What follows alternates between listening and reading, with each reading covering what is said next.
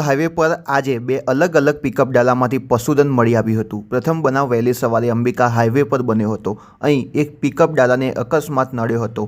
અકસ્માત થતાં જ ડાલામાં ભરેલ પશુધન જોવા મળ્યું હતું, જેના કારણે ત્યાંના લોકો ચોંકી ઉઠ્યા હતા અને તાત્કાલિક પોલીસને જાણ કરી હતી। બીજી ઘટના સઈજ હાઈવે પર ઇફકોની સામે બની હતી।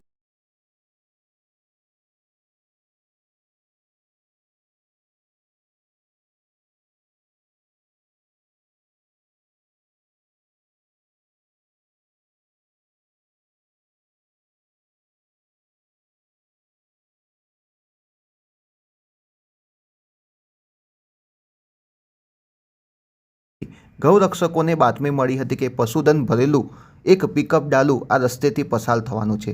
ગૌરક્ષકોએ તરત જ કાર્યવાહી કરીને આ ડાલાને હાઈવે પર ઝડપી લીધું હતું। આ ઘટનાને પગલે હાઈવે પર લોકોના ટોળા ભેગા થવા માંડ્યા હતા અને થોડી જ વારમાં ટ્રાફિક જામની સ્થિતિ સર્જાઈ હતી।